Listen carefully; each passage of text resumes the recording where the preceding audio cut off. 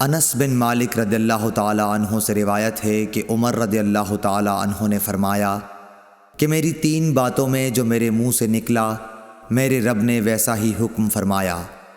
میں نے کہا تھا کہ یا رسول اللہ صلی اللہ علیہ وسلم، اگر ہم مقام ابراہیم کو نماز پڑھنے کی جگہ بنا سکتے تو اچھا ہوتا۔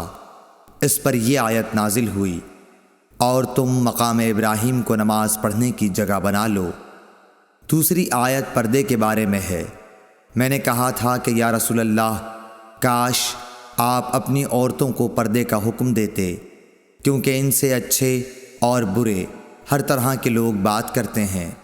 اس پر پردے کی آیت نازل ہوئی۔ اور ایک مرتبہ حضور صلی اللہ علیہ وسلم کی بیویاں جوش و خروش میں آپ کی خدمت میں اتفاق کر کے کچھ مطالبات لے کر حاضر ہوئیں۔ میں نے ان سے کہا کہ ہو سکتا ہے کہ اللہ پاک تمہیں طلاق دلا دیں اور تمہارے بدلے تم سے بہتر مسلمہ بیویاں اپنے رسول صلی اللہ علیہ وسلم کو عنایت کریں، تو یہ آیت نازل ہوئی، عَسَىٰ رَبُّهُ إِن طَلَّقَكُنَّ أَن يُبْدِلَهُ أَزْوَاجًا خَيْرًا مِّنكُنَّ۔